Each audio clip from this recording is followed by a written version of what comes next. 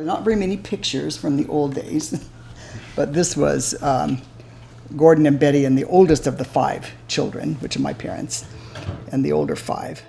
I can't remember not wanting to be a nurse. I can't remember not just being the bossy older sister, so. Child with all 7 of us. I went to Sacred Heart School of Nursing. I had always just had a desire to do some international work. I didn't know what it would look like. I actually went to the Gaza Strip with a Southern Baptist mission field and taught anesthesia to Palestinian nurses because they had lay people doing anesthesia there. So this was actually our hospital, so front gates. Because it was a war zone, there were a lot of landmines still. So we'd get all these kiddos that would come in with missing an extremity or something. Yeah, this is me.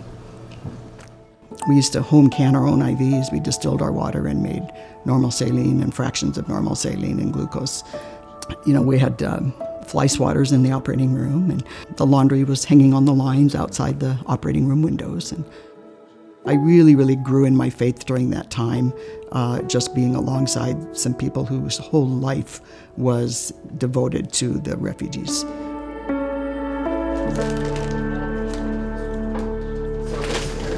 Since you like Lunchables, there's your crackers. So. I knew I didn't want to be childless, even if I was single, so I had always thought, well, if by the time I'm 35, I'm not married, I'll see about adopting, and I'd probably do an international adoption.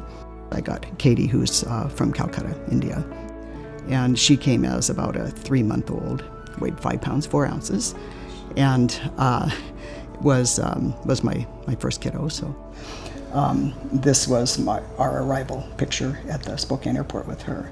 So Anna's heritage is Latin America, but she was locally born. So we got her. She was 4 pounds 12 ounces, and took her home at 2 days, and so at almost 44, instead of a 4 to 6-year-old, I had a newborn. Had straight hair when she was a baby. A year old, her hair was far from smooth. Yeah. So I guess I've been at FBC since the beginning. What I learned pretty early in the game was what single-parent families need a lot more than other single-parent families is 2-parent families. Well, 2 of them. I think that's something that the church can do, just that extended family situation that others in the church can provide to fill a missing role or just to help a busy mom, so.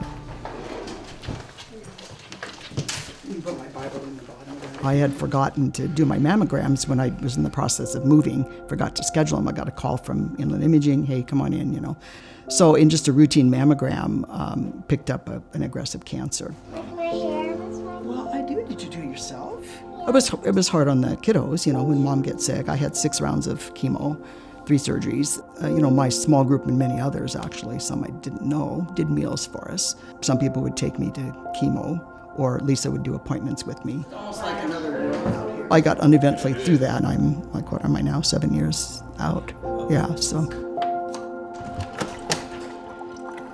Way back when I was getting my master's, I took a course on death and dying, and one of the books that we had to read was called Learning to Say Goodbye.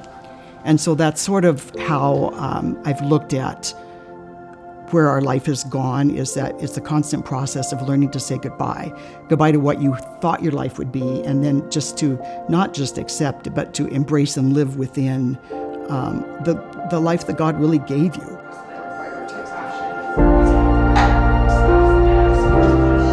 The church has been there in many ways in terms of just literally surrounding us with friends, praying for us always, leaning on the people in our small groups. We've just had to learn to say, yeah, Lord, this is a different life than what I thought, which we all have a different life than what we thought. I'd like to think that we should hold our resources really loosely, and they're not our resources. The Lord gave them to us, Sometimes the best resource you can share is time, and sometimes that's the thing we hold on to the tightest is our time. So